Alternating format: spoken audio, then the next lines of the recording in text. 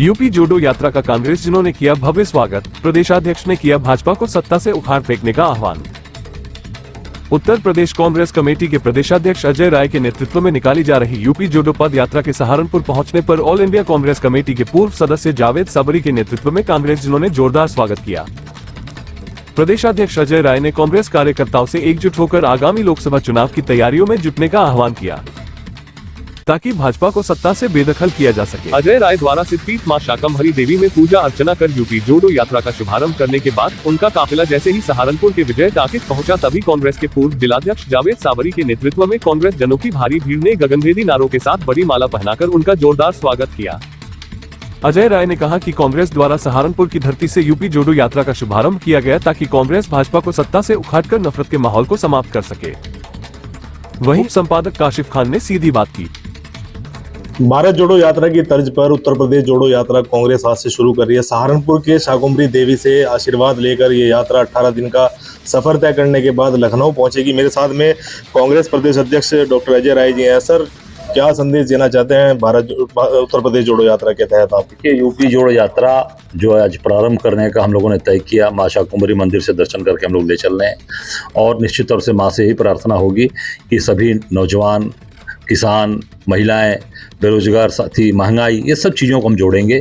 अभी मैं गांव में बैठा था, नंगला जट या कोई से गांव था, नंगला जट मुजफ्फरनगर में। रात को मैं वहीं पर खाना भी खिलाया किसानों ने, साग की सब्जी और बाकायदे मक्के की रोटी खिलाई, गुड़ खिलाया और मक्खन खिलाया। तो उन्होंने कहा कि हम लोगों के 5 साल से गन्ने के दाम नहीं बढ़े।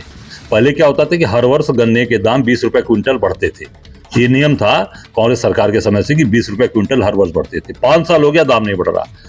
किसानों के सब, आप गन्ने के दाम तो नहीं बढ़ा रहे हो, अनाज के दाम नहीं बढ़ा रहे हो, गेहूं चावल के दाम नहीं बढ़ा रहे हो, गैस का दाम रोज बढ़ रहा है, पेट्रोल का दाम रोज बढ़ रहा है, अब डीजल का दाम बढ़ रहा है, खाने के सारे सामान के दाम बढ़ते जा रहे हैं, दवा के दाम बढ़ते जा रहे हैं। तो कैसे जीवन जिएगा इंसान जब उसको अपनी चीज़ों को नहीं ठीक वो कर पाएगा, सारी चीज़ें नहीं बना पाएगा, तो कैसे अपने आप को बना पाएगा? मैं समझता हूँ कि सारी चीज़ों को इन सब सारी चीज़ों को हम लोग शामिल करेंगे और इसमें सभी मुद्दों को, महिलाओं को आप देख लीजिए, एक विधायक को भी इनकी सजा हुई है सोनभद्र में, कोई गौड़ है, वो पहले से बलात्कार में शामिल था, वो पॉस्को एक्ट लगा था उसके ऊपर। 2014 में उसको टिकट दिया, 17 में उसको विधायक बनावा, महिमा मंडित किया। अब कहते हो कि उससे मतलब नहीं है, उसको क्यों विधायक बनाया जब आपको मालूम था कि बलात्कारी है, बलात्कार में शामिल है। इसी तरह सेंगर को आपने शामिल किया था।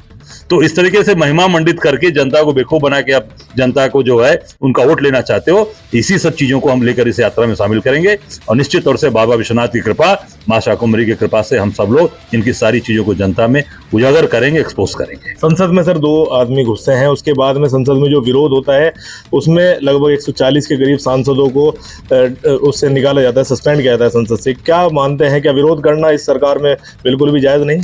आप देखिए किस तरीके से ये चीज़ें की गई। एक अपने यहाँ कहावत है ना हमारे तरफ पूर्वांचल, उल्टा चोर कोतवाल को डांटे। ये हाल इन्होंने चरितार्थ कर दिया। घुसाया किसने? उन जो बच्चे उसमें घुसे थे स्मोक बम लेकर, किसके पास पर घुसे थे? वो भारतीय जनता पार्टी के सांसद, मैसूर के सांसद सिम्हा, उनको अभी तक उनके ऊपर कोई कार्रवाई नहीं की गई। और जो विपक्ष के लोगों ने जो बात उठाई, जो सवाल इनसे चाहा कि आप सवाल का जवाब दीजिए अमित शाह जी, सरकार जवाब दे मोदी जी, तो उन सांसदों को संसद से बाहर, इतनी बड़ी आज तक कभी भी निलंबन की कार्रवाई इस हिंदुस्तान के लोकतंत्र में कभी नहीं हुई थी। ये पूरी तरीके से लोकतंत्र की हत्या करना चाहते हैं, लोकतंत्र को खत्म करना चाहते हैं।